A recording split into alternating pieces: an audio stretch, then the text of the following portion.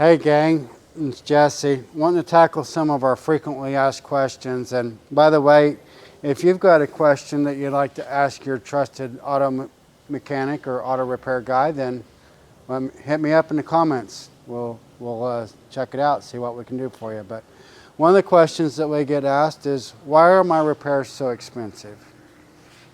Well, that's a great question.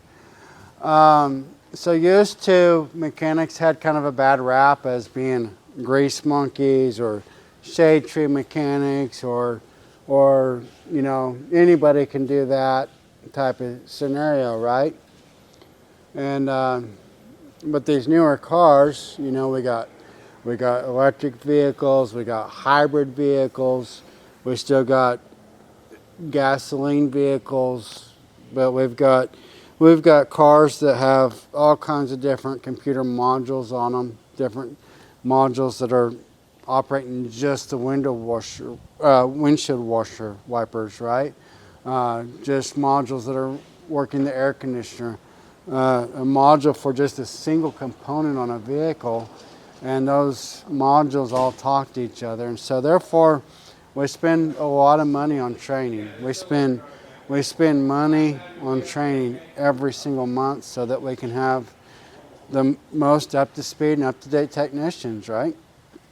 We also have to pay we pay subscription after subscription after subscription on technical data so that my team has access to the data that they need to do your repairs, the torque specs, the repair process, the diagnostic procedures. And then on top of that, whenever we start talking about diagnostic equipment, you know, every year a brand new model of car comes out. So therefore, our diagnostic equipment has to be updated with the latest and greatest updates. And those updates aren't cheap. So we spend so much money on subscriptions and updates and training. So all that is just on the labor side of the equation, right? So, and then of course we have to have insurance, because God forbid that we have a vehicle in the shop and then we do a repair to it and then the brakes don't work or a tire falls off or something catastrophic would happen and someone get hurt. So we've got insurance, and insurance on a commercial business, frankly, is just not cheap.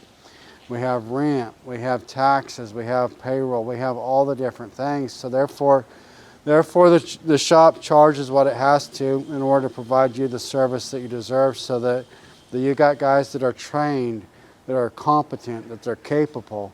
And we hire really, really good people, right? We hire A-level players. We hire people that care. We hire people that care, that they're actually doing you a good job and they're doing the correct repair, right?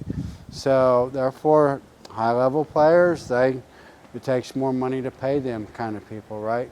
We attempt to, we provide you loaner cars. If your vehicle needs to be in the shop for a few days, we're going to put you in a complimentary loaner vehicle, so you still have a source of transportation to get around, and that's complimentary at no charge, right? So that comes off the overhead of what it takes to actually operate the business. So, and then let's just talk about for a hot minute the state of the current economy, right? Inflation through the roof the last 4 years and all the different things that have happened in a post-COVID world, right? So things that you can't control, I can't control. I can't control how much I'm paying for the price of parts, right?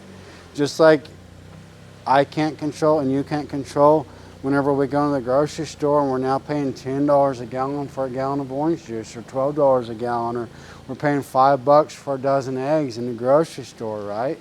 Like why is it so expensive? So we're literally dealing with inflation too. It's not just at the grocery store. We've seen parts just skyrocketing in prices, right?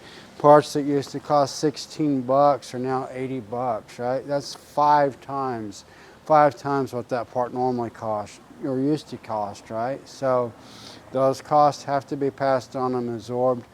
Unfortunately, that is the way it is. We're all in this together. And guess what? We're still here. You, me, all of us, we're still here, and it's all working out, right? So that's just a few of the things that come into it.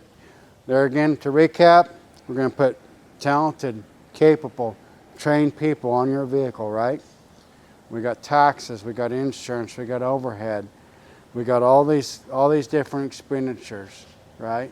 And then of course the cost of the parts, the warranty, right?